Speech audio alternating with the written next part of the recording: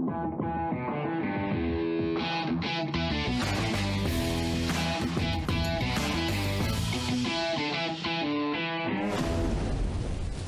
everybody, and welcome to episode 59 of Run to the Hills, sponsored by Chia Charge. This week, we catch up with the incredibly understated, retiring, quiet Sarah Perry about her backyard ultra victory and numerous of other victories as well, coming live from her classroom at school. I love that. It looks a very cool classroom. I catch up with Gary. How's he going? How's the Legs Post Marathon? And we have some cool race results from all over the country. Hi, Gazza. How are you? I had a little pause there because he was just, as I was introducing him, he decided to have a massive slurp of tea. Ever the professional. Yeah, always working. I am well, thank you very much. How are you? Yes, not too well. Should I tell the truth? Wrecked. So even my chest hurts a little bit. So I had a really easy week last week. I was pretty ruined and so didn't do very much. And then I had the opportunity to do some running with mates who I haven't seen for ages. So I did perhaps a little bit too much running. Well, way too much running, but it was so much fun. Beautiful dogs, mates, chat. But I paid for that a little bit. So I had a very quiet weekend to try because I'd seen what was coming this week. And I was like, holy shamoli, I need to be back on form. There can't be any excuses. So I've just done my first session back.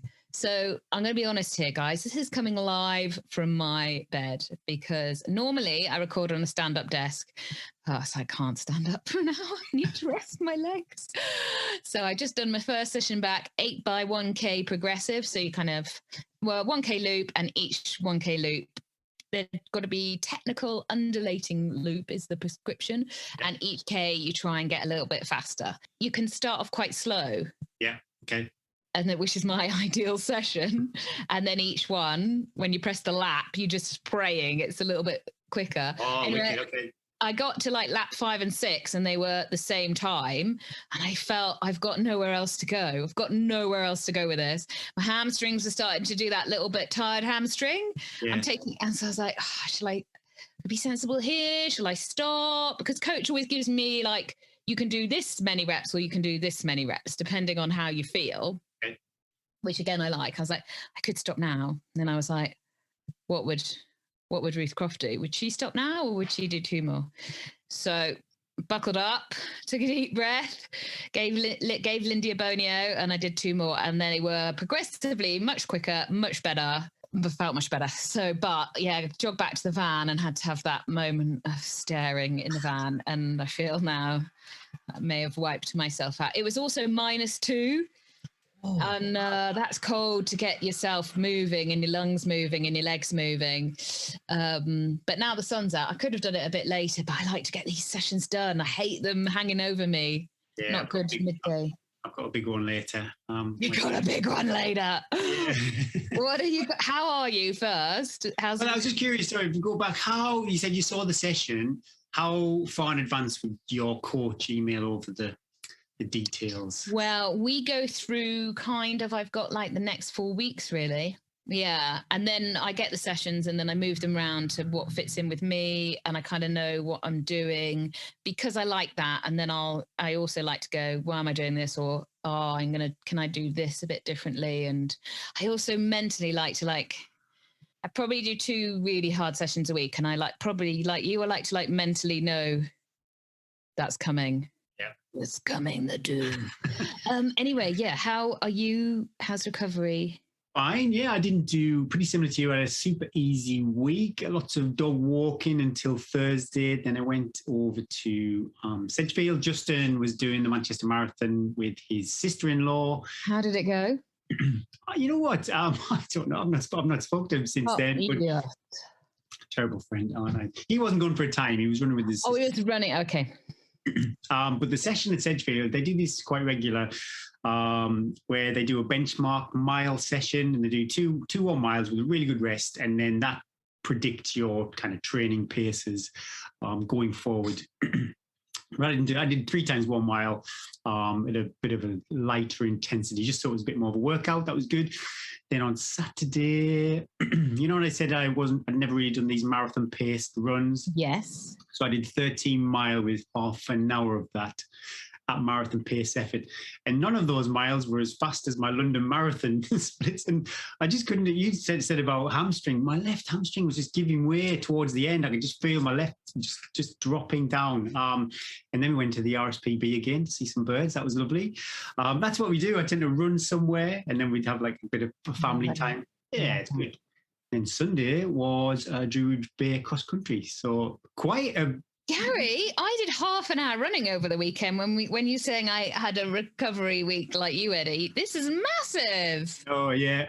Not a lot of volume, but still 3 pretty good sessions in that. I've never done Druid Bay before, and the weather's been that nice, still no spikes. So it's quite... no spikes? Yes, no spikes. The first 2 fixtures been bone dry.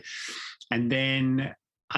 inspired by your competition, I've been working on iTunes. I'm an iTunes guy, not a Spotify, but I've been working on a playlist. So, yeah, and then I've got a big session tonight. I'm not too sure which one to do. It's basically 10 minutes at threshold pace, then 5 times 1K, and then finish off with 10 minutes again.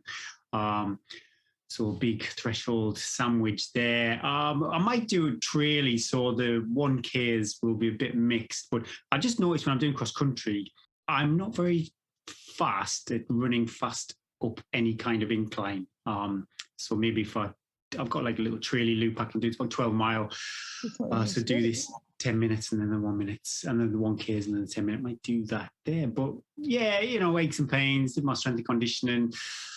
So it's been pretty, all right. Can't complain. I've had a few questions, Gaza, from listeners going, so what's he going to go for now he's done that really good time in London? Like, what is he going to go for? People want to know. And I've said, I don't know. Well, I could tell you what I'm going to go for, or we could do it as a little competition maybe later on. I know exactly what I'm going to go for with Valencia. Whether I share that or not. I'm not scared of the pressure. I literally, people talk about A, B, C, D goals. There's only one goal. There's only an A goal. I'm not invested in anything else. Do it or you don't do it. Yeah, and I'm not going to, if I don't do it, no harm's done. So I'm fine with that. But yeah, I know exactly what I'm going for. Well, we'll wait and see. Don't tell us now. And we'll see what people want to know, if they want to know, if they want to guess. But if they really care, maybe 1 or 2. Yeah, sure, like Lisa does, and maybe Rex. Right, let's talk race results. Oh, some great races. I was looking at these races going, I'd go back to go and do these. They look fab. 3 Peaks, an absolute classic. And I'm so happy that there were quite a few comments on Instagram about how the old guys smoked this, which was great to read. Gary Greenhow, a V40 of Ambleside, won in 3 minutes 5, and the course record is 2:46. Andy Peace back in 1996. Oh gosh, who could we send over to go and do that? That's a long-standing record. Really long-standing, especially the caliber of athletes you get at that race as well. Rose Mather took the win for the ladies with a time of 3 hours 47.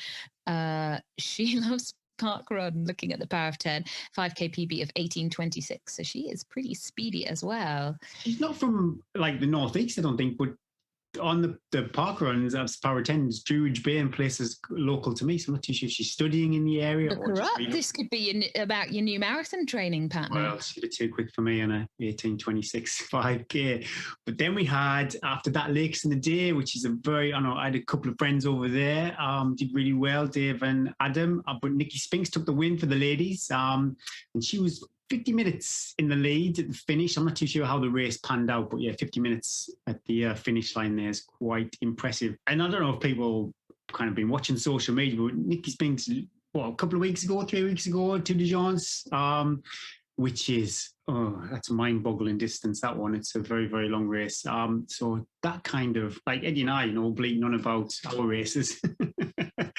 But And then Rye Webb took the win. Again, 35 minutes at the finish, but I don't know how the race panned out. But yeah, a very healthy lead at the finish. And he's part of the Centurion setup, Betty. So you must know, right? Yeah, he said he sent a little message on our WhatsApp group saying he felt really good, everything went well, and he was really happy with the results. So exciting to see what's to come from him, and really nice to see somebody that can run on the flat and on the trail just as smoking fast. Well, this is it. He did the Centurion track back in 2019, and I think it was 13 hours or something he did on that. So yeah, not shy of running around a track. I was having to think about doing a track race when I was jogging the other day, and I was like, do I want to experience one before I die?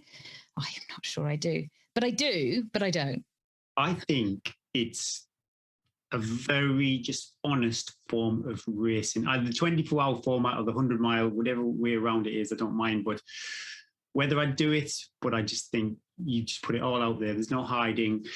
Round and round and round you go. No distractions. It's just, I think I really fancy it.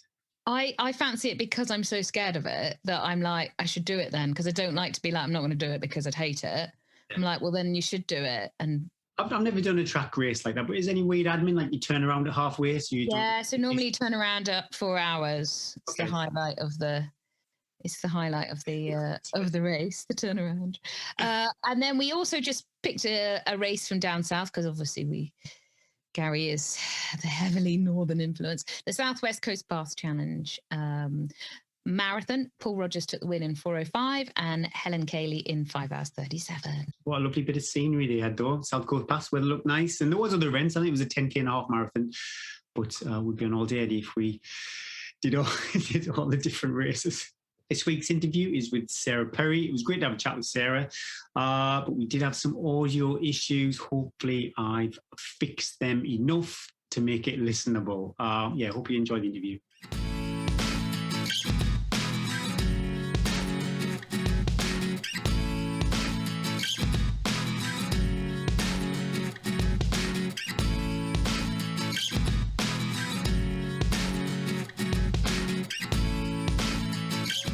Hi everybody, today we have Sarah Perry on the show. Sarah recently won the backyard, or one of the backyard ultras outright. Recently did 150 mile. Recently did 150. I'll keep going. I'm a pro, Eddie. I'm going to 155-mile fast pack adventure in August. She supported various round steep par round for Paul Nelson, and Neil and I she helped out with Luke on our Bob Graham round. Second lady in the Time Trail Ultra in May, and you also completed a coast to coast in April too, which is 186 miles over pretty much just over 2 days, wasn't it? My goodness me, Sarah, so many big days out, and you know what, I probably missed quite a few of those too. Hi Sarah, welcome to the podcast. How are you? Where are you? And have you been for a run today? Hiya, yeah, I'm good, thank you. I am still at work, so I'm in my classroom. Good day. A little bit more tired than I'd like to be for a Monday. I went up Holy Island and for the Pilgrim's Way Ultra at the weekend. I didn't run. Yeah. Supporting a friend who was hoping to do his first 100 miler. Didn't go to plan, but it was a good event, and it was nice to help out. And I have been for a run today. I ran into work this morning bright and early, so yeah, all good. I try and run in 3 or 4 times a week. It's just fitting everything in, isn't it? Sometimes, like I'm set for my day. Like I feel good once I've kind of done my exercise. Are there showers and stuff at work that you can? It's not great. Well, not really. No. You look so smart. It's a slow plod though, and we work with it. Then, I used to do that, run in, and then I'd like just wet wipe, sort of brush my hair a bit, and then I'd just leave my kit, and people used to be like, "There's a smell." I hope there's not a smell. No, you don't. Clearly, you're emotional. You do what you've got to do, don't you, to get your weekly miles in. A run commute is a friend of the ultra runner. It's quite an easy way to get miles in without taking too much time away from family and friends. Yeah, John Kelly does it, so can't be bad. Can you tell us a little bit about how you've come to be this accomplished ultra runner, your journey? Have you always run, or is it something that that you've sort of discovered lately? I suppose I have always run. I used to do kind of like athletic club in school, but I guess when I moved to uni in Leeds, that's when I started trail running and running a bit more. There was just loads of trails there to explore. You kind of get an hour away from the dales, and one thing that was really cool about that was kind of like when I was younger, my dad used to take me out walking like every weekend. So I started running like the trails that we used to walk when I was little. So that was really got my running buddy, Murphy, Doggy. And then later on, I guess I met Luke, who loves running, and he kind of introduced me more into like events and racing, and kind of just eggs me on. I guess that kind of like addictive personality too, where I'm always wanting to do more, and I'm always wanting to push myself and see like how far I can go. So that's become a little bit of an obsession. Yeah. So I don't know how it's happened, but yeah. I guess a couple of years ago, I did my first 100, and then it's really just been like more and more running from there. One thing Gary and I we really want to talk to you about is like this consistency that you seem to be able to hold as doing some big events, and then you're able to recover, and then we'll suddenly see your name 2 weeks later at something else and something else. Is there a secret we should be, because we just always complain we're really tired. Yeah. Is there a secret to this? Well, I was speaking to somebody about this like this weekend, and like there is no method to my madness. Like, do you know how Gary's probably got, and you've probably got your year in running next year like planned out to a T. You know what you're doing, you know what the goal is. Whereas I don't know what I'm doing, and I just kind of see what happens as I go along. But I guess being young helps too. I don't know. I don't think I can continue it forever though, and I think at some point I'd quite like to get a coach and actually be more sensible with like my goals and approaching those goals. I did say on, I think it was Strava, you did a super fast treadmill 5K, I think it was. 6 minute miling. Is that? Oh, do you know? I listen to the podcast and I try and get some tips, and I hear all of these like sessions people doing, and I never do sessions. And I guess I heard someone say that if you're racing and you want to run fast, then in training at some point you've got to do some fast running. Yeah. So I do like what I call a speed session once a week, but I don't know if that's helpful or a hindrance. But I think whatever works. One thing Eddie and I will hear is the varied training of all the different guests. Some people are so methodical, some people are so relaxed, and the consistent thing is they usually find what works for them, and they seem to be successful with it. Courtney DeWalter, she doesn't follow a training plan. She just does what feels good on the day. So works for Courtney. Is that what she does? She just runs. Yeah. I do think she just does run all day, but I guess I run for fun. That's the thing. Like, I think if everything was planned and like, someone was telling me to go out for like a certain time or a certain distance, I don't know if that would be fun for me anymore. And I think something sort of, maybe you love it so much and you get such good results because there's no pressure. You're just going, what's this all about? Oh, right. Oh, it's 200 miles. Oh, I might need an extra gel for that. Sometimes we kill the process and the fun by overthinking it and putting too much pressure on ourselves. Can we talk a little bit about your, I don't know if it's your most recent win, but was it the Welsh Backyard Ultra? Yeah, it was. Yeah. Can you explain to perhaps people who won't know what that is, the crazy format that it is, and then how it worked out for you? Yeah, so it's like 4.16 mile laps sort of, and then you've got to get in within the hour. If you've got 10 minutes where you're there before the time, you get something to eat or drink or whatever it is that you need. And basically, it's just the last person standing. So you run until everybody else has had enough, basically. I wouldn't want to go up against you for that. You'd be like, oh, I better get to school, so I'm going to have to finish then. But I could have carried on. I really enjoyed kind of the concept. Everyone's on an even playing field, aren't they? Doesn't matter if you're male or female. It's just who's got the most like endurance, I guess, or who it goes best for on the day.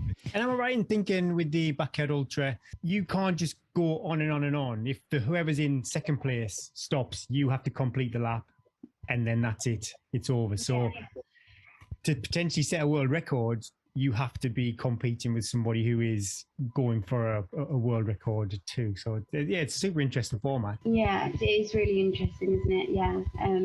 And what's the record? It's like, was it 81 laps or something crazy like that? Something 300 and something, isn't it? 313 miles or something crazy. So tell us about your race. How did it pan out? Did you have a strategy? Yeah, so I guess in my head, I was really hoping for like a distance PB, because if you think about ultras, this is like a luxury ultra, in that you've got food, water, everything you need every 4 miles. So I was like, well, that's quite like, I think that's going to mean that I can probably go a bit further than usual. And unfortunately, that wasn't to be, because like you say, it depends on who else is there and how far they want to go.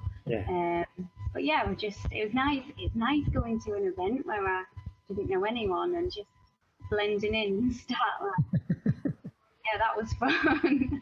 And then just watching people drop really. And I was hoping that the last few kind of lads remaining were gonna get some big mileage. But I just don't think. I think it was harder than some people thought.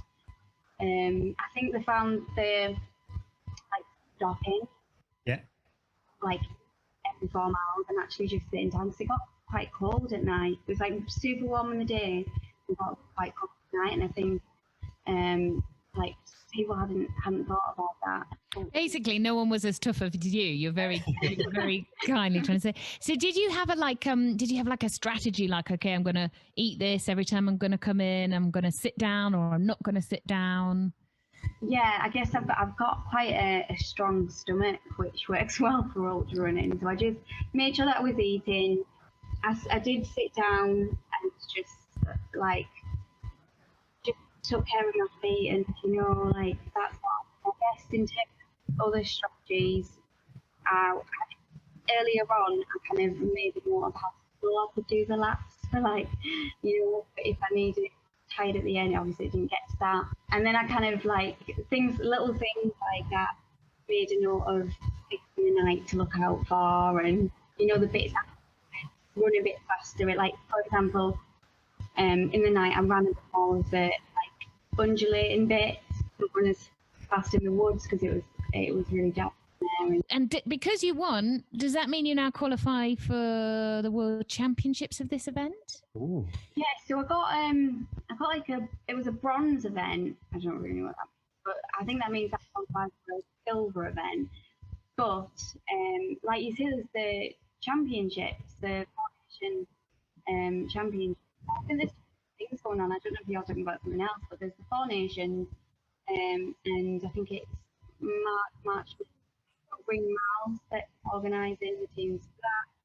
He did ask me about wanted to kind of run for the England team for that, and there was a couple that there was one that I could do, so I'm really excited for that. And that it will be different because working together as a group, Mm.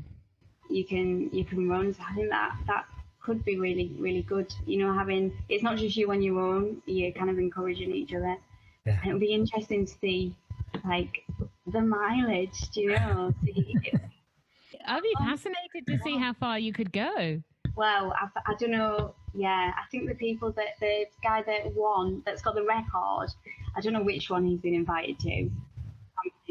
He's talking about, he thinks he could go even further. I'm not going to say the amount of miles. I was like, oh. But isn't it interesting? And which is there a list of possible venues for these events? Yeah, there's 4. So there's one in England, Wales, Scotland, and Ireland. Apparently the Scottish one's going to be very hilly, but that one is, I think it's like a week for Lakeland, so I think I'll be doing that one. But Cowshed Yars, which was 300 miles in April. I think I'm going to be doing that one. Are you in for the Lakeland 100? Is that correct? Yeah. Oh, yeah. head to head. I know. Yeah, no, I'm joking. You know, I'm not. I don't know what it is. I don't know if it's just because I haven't got like my hill legs, but I'm just not. I think it's just the concept of a big race. I think I start getting myself like wound up over it, and it's like, Yeah. I don't know. I think as soon as the gun goes, or whatever the shotgun or whatever, this opera singer, I think, isn't it, at the start of the 100? As soon as that goes, the nerves go. And You just got to get yourself to the start line, haven't you? Yeah. Talk it down. Don't listen to that voice. Do it. It's the best. And Gary will look after you. Yeah. You'll probably overtake Gary crying at like 50 miles. So. I was curious with the format on the Backyard Ultras. Were you allowed a support crew, or did Luke just have to stand and watch? No, you were allowed a support crew. You didn't need a support crew because, like, it was Trail Events Company that ran it, and they were so lovely. They couldn't do enough. I asked Luke to kind of, because we thought we might want like at least 2. So I told Luke to go and get some seats. They couldn't do enough for me. But you could have crew, and most people did have crew. But yeah, it was helpful.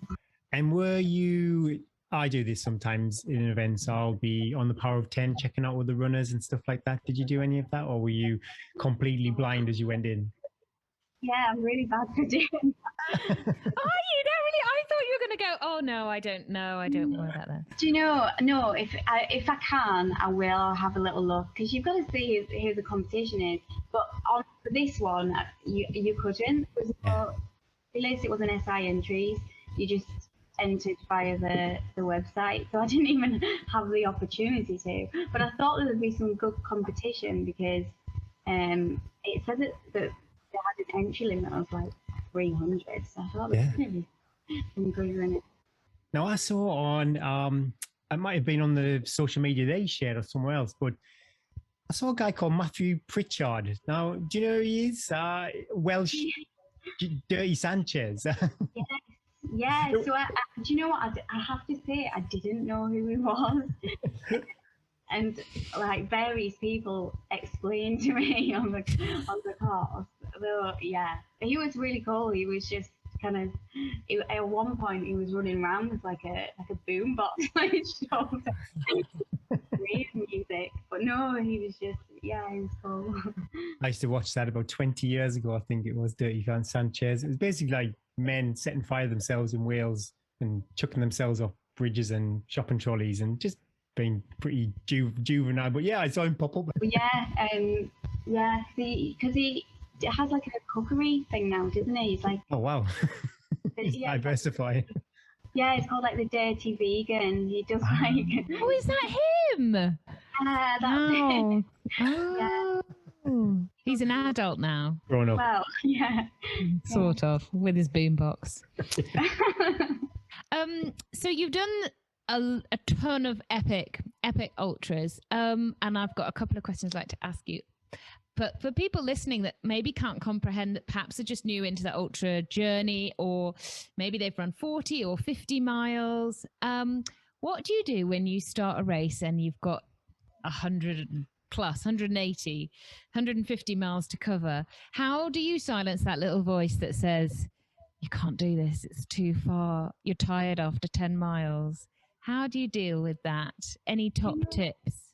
I have to say, like, I think I've had some like epic adventures this year, and I think I've never really thought of like things that I've done that haven't really been races for me. And like I've been on the like on the start line, I guess, excited because it's just like we were saying, it's like when you're not racing anybody, it's just fun, isn't it? And it's like, hang on, you've got you've somewhere beautiful.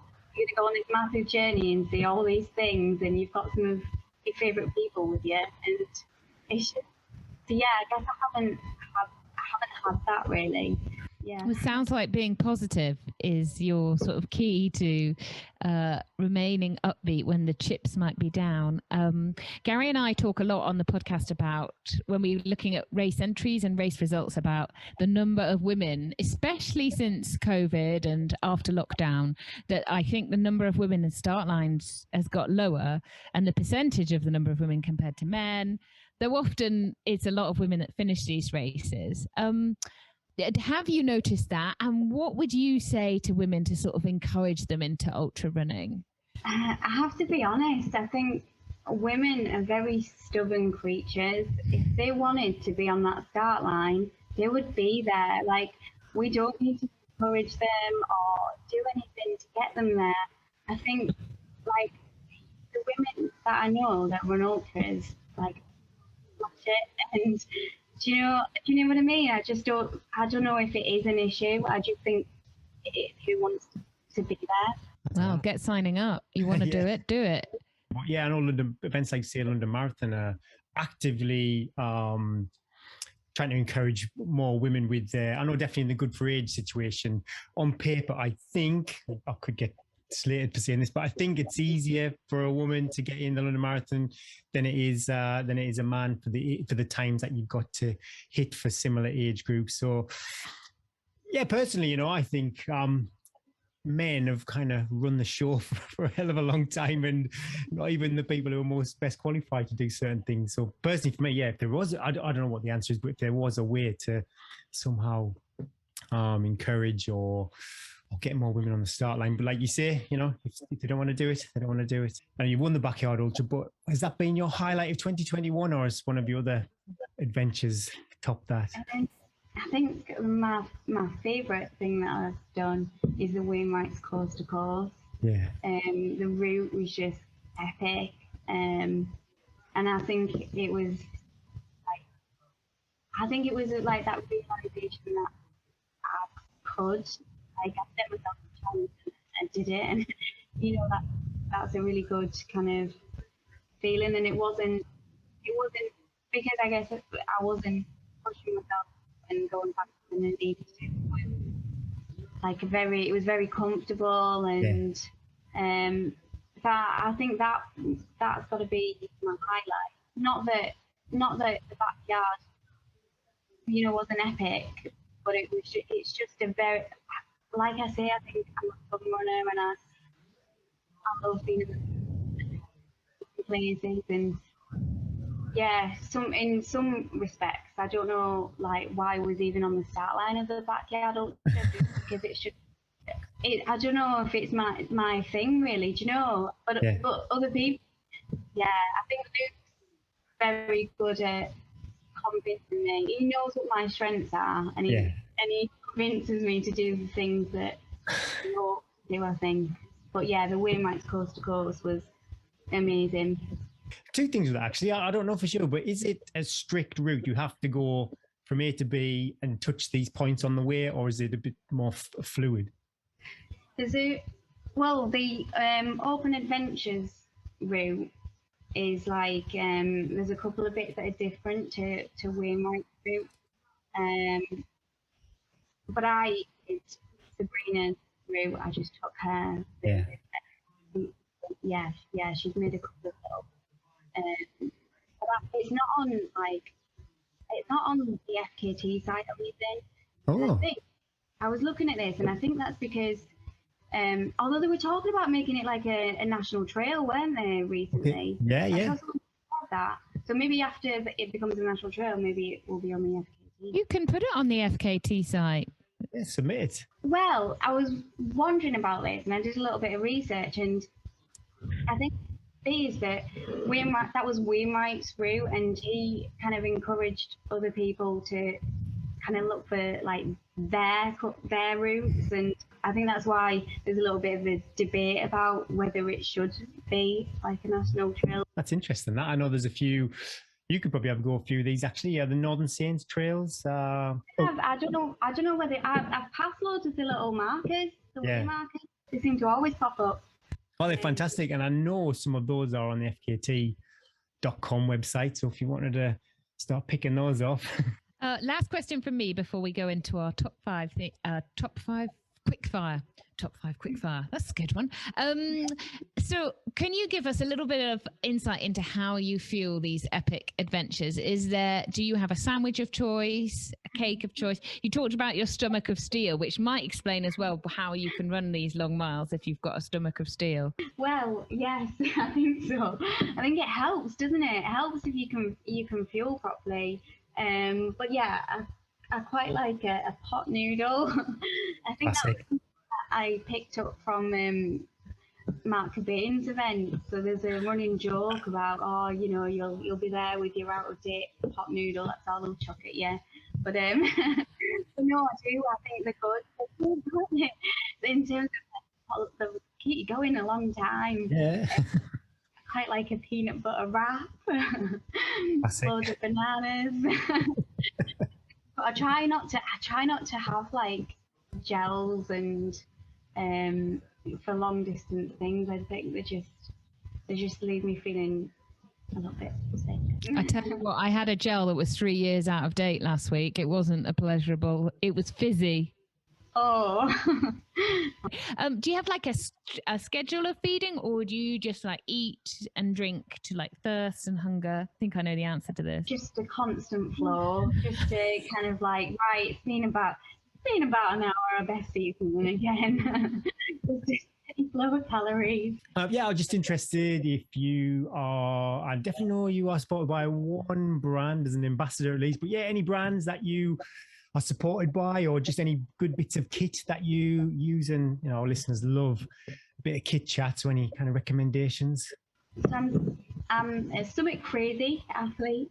Summit Crazy is actually a really cool little brand. It's actually they do loads of kind of eco-friendly, I think, t-shirts and like it's cool design on kit, and yeah, we're trying to like pop up at lots of local events so people might catch them. Bits of kit. So I like our running bag. That's a good little find, isn't it? The Monty. What do you call it? The Monty. The Gecko. Is it that one? Yeah, that's a good little bit of kit. Good bag. Oh, waterproof socks. Yes. Do you like them? I love them. Deck Shell is doing like ultra thin ones now. How like some of the older models are like thick and a little bit on the inside. These actually feel like socks. And that was Deck Shell, was it? Sorry. Deck Shell, yeah. Interesting. Well, I'll be trying those out, Eddie. What about shoes? Yeah, leg 5 on the Bob Graham round. You were skipped up Dale Head and then trotted over to Heinz Scarth and Robinson, and then what would you be your footwear? Do you know, I've started wearing, I can't get away from, unfortunately. Sorry, what was that? Hockers. Yeah. Because I do a lot of road miles now. They just seem to work for me. They're super comfortable. I've got some Zenali's, the new ones to review. I want to try those, Gary. My big thing with those is the grip isn't good enough. Well, I know when I did the Lake 100, I had some Hawker Speed Instinct, and as much as I loved them, it wasn't a good shoe choice. Put it that way. I've spent more time on my backside than I did standing up. Because you think you have traction on them, and then whoosh. I know, could have done with it. But then it's then you're running from, say, Braithwaite to Blencathra, and so much of that's runnable that you want that bit of cushioning. So there's never a perfect shoe for such a long event.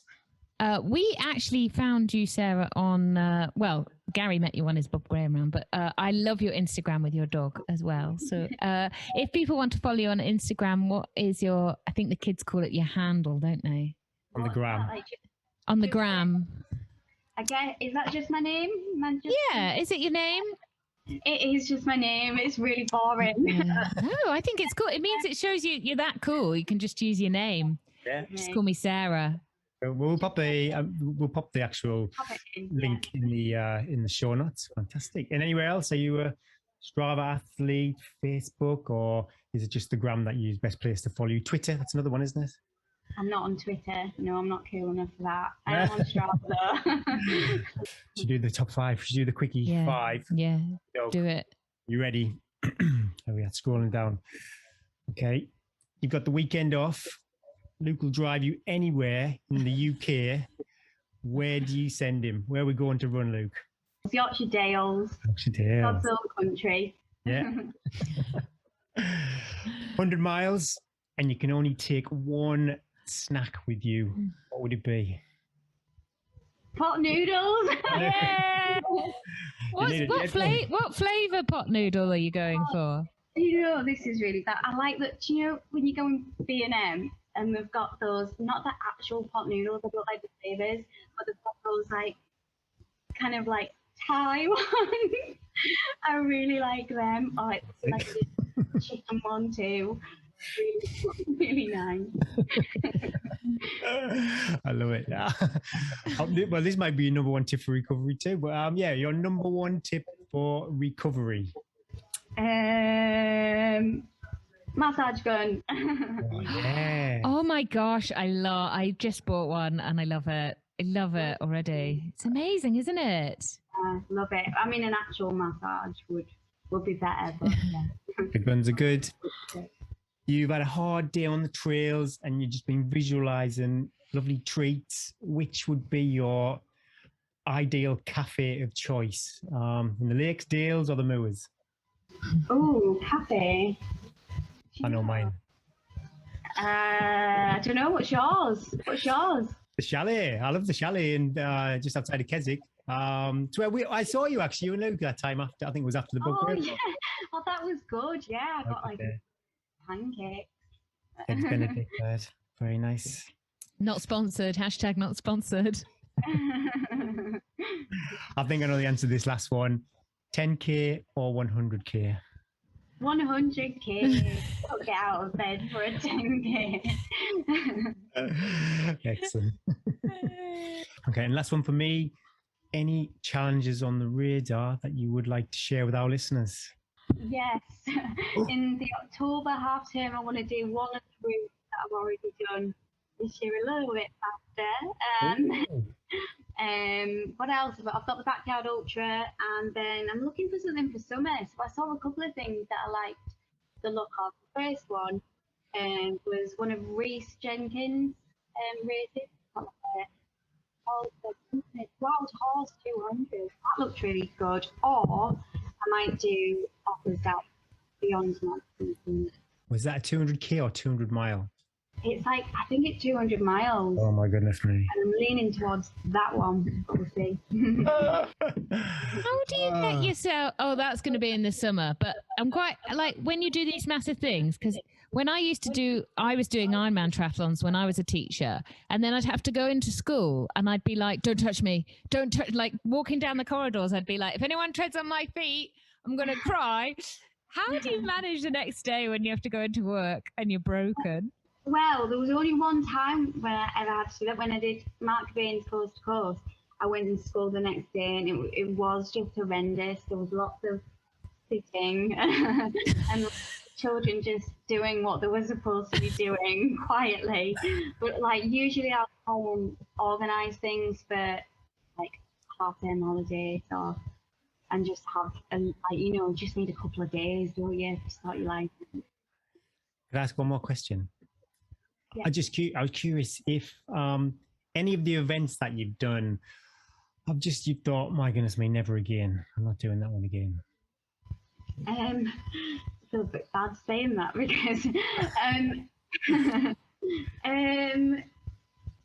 do you know? No, I think when I finished my solo coaster course recently, it's not that I would never do it again, but there was definitely things that I took away that I would do very differently. I also, when I did the Tyne Trail, like that was a lot of road. Yeah. It was a lot of road, and it was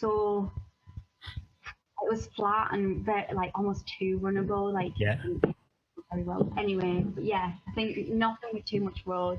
No, thank you. It's a different race, isn't it? Almost. The trails are very. They hurt your quads, but they've forgiven on that accumulation of fatigue. But yeah, when there's a lot of tarmac and a lot of running, it almost like just comes out of nowhere, I think. And then before, it's like I'm really sore all over. Everything hurts. Yeah. And you have to keep running. You're like, oh, where's the break? Like consistently. Well, thanks very much, Sarah. I really enjoyed that. Great to catch up with you. It's been a while. My goodness me, last time I saw you was on the trails in June. That seems like such a long time ago now. But yeah, thanks for that, and best of luck for 2021. Oh, thank you very much. Yeah, thank you so much, Sarah. We look forward to seeing what happens next with the Backyard Ultra and your future in ultra running shining bright and a big smile. That's all you need. Oh, thanks so much. Thank you. Thank you, Sarah. Yeah, bye-bye. Bye.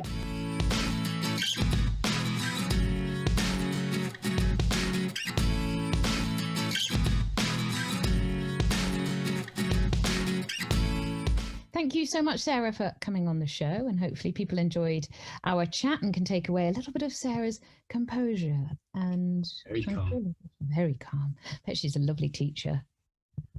Right, what we got coming up? Races. There was only one race I'm thinking about this weekend, and that's the Centurion Autumn 100. There's a great field. There's a great field of ladies. Got some good mates going out to bury some demons. Yeah. Go for some fast times. I'm not sure. What's the weather like over there in England? Sure. Is it dry? Is it wet? Could change quite a lot between north and south, but where I am, it is a bit drizzly today and a little bit of a breeze.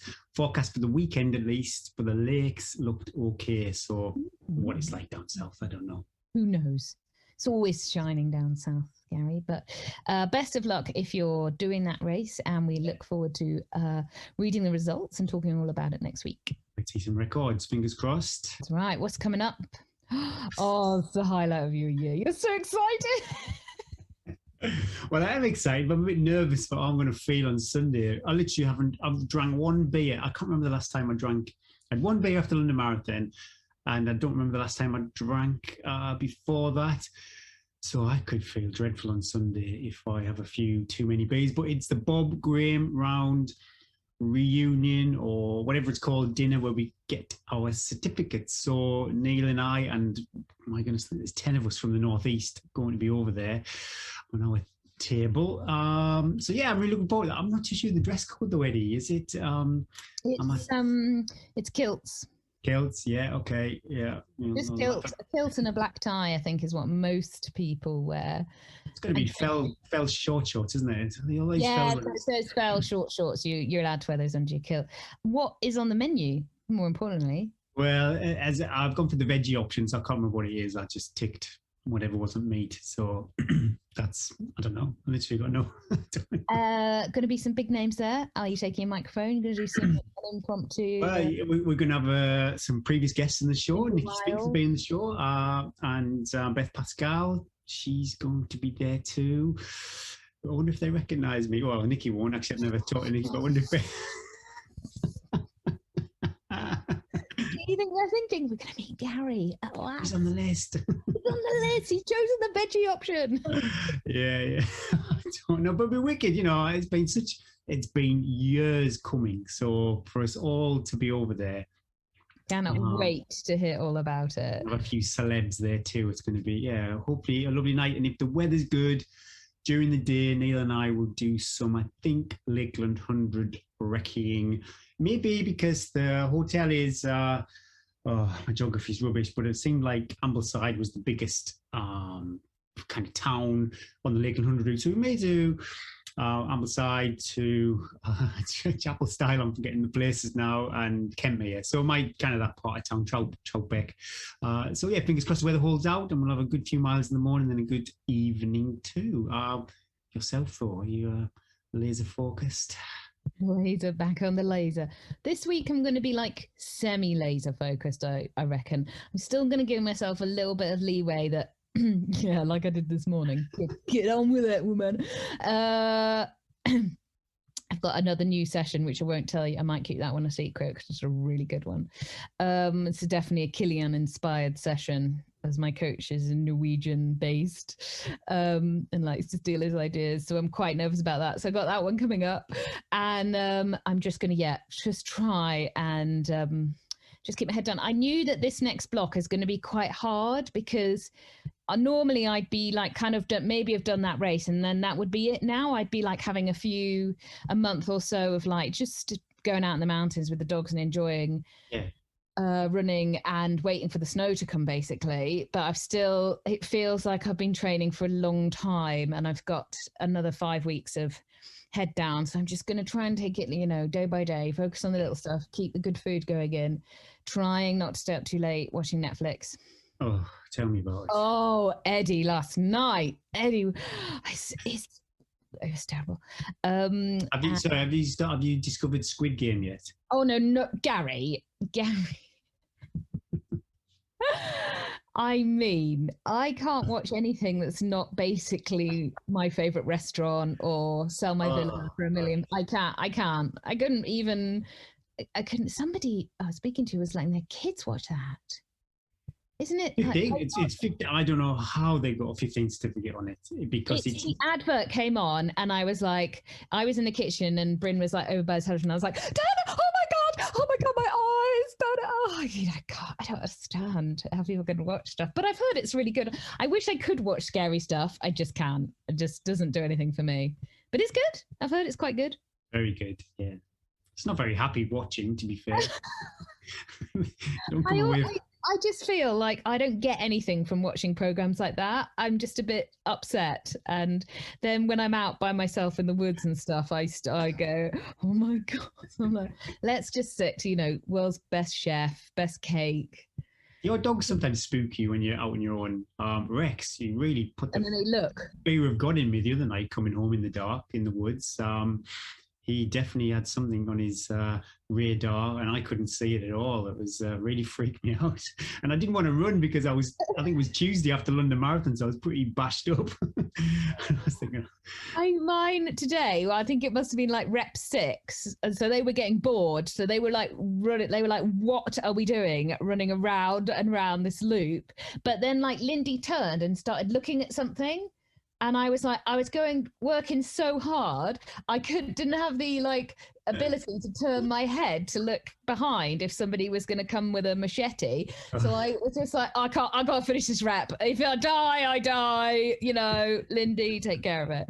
I don't know what spooked her, but yeah, they do that, don't they? The other thing that spooks me is the eyes. When I go out with my head torch, now it's getting darker and darker in the evening, and the head torch catches on all the little animals, and the eyes are glistening through the woods, and it's just an animal. Yeah. Yeah. So I'll stick to my my top best chef on Netflix, I think. Safe viewing. This week's competition, I was inspired by Mike Raffin and his pretty serious haul of medals. Some of them there, I was thinking, my goodness me, I don't fancy that. But yeah, Tunnel, Hill, pretty serious haul, Mike. So I was inspired by that. Now, I thought we'd do this competition. I'd love to see your bling, your hard-earned medals, but it's not about the event. It's not about the distance or the elevation. We just like to see your lovely medal picks. And Eddie and I will pick 2 on the 26th of October, and the winners will receive some Chia Charge goodies. Looking forward to that. I was just thinking, oh yeah, I was like, did I get a medal from that race last weekend? And I did. It's been so long since I got a medal. Got a legit prize. I was so jealous when I saw you. holding the pamphlet. But you got 2 medals. You need to do the introduction to this competition because you got 2 massive fat ones from London Marathon. Is this basically why we're doing the competition? So we're going on about London Marathon and show you medals, big picture on Facebook. I saw on Facebook, Ali Dixon. I think she's retired. Oh, I know lots of tears. Oh, you must have been weeping because. She's Northeast London based athlete, but yeah, she's done all of the majors and then retired. So yeah, wonderful, and she has been such an ambassador for Northeast running and marathon, and even longer. My goodness me, she had some world record. She did the World 50K. Took the World. Yeah, that's it. She must have beaten you in a few races at some point, hasn't she, Gary? Definitely, yeah. If she's ever been to the ladies don't race the same as the men, but yeah, well, any race, Ali Dixon, and I was in, she beat me hands down. I think one year she did the Great North Run dressed as Wonder Woman, and I'm sure she's 10 minutes ahead of me, easy. So, yeah, fantastic career, Ali Dixon. You take it so well. If you enjoy listening to the show, please like, share, subscribe, and follow. That was episode 59. Thanks for listening. Thanks to Chia Charge for sponsoring us. I'm Eddie Sutton. And I'm Gary Thwaites. And let's run to the hills.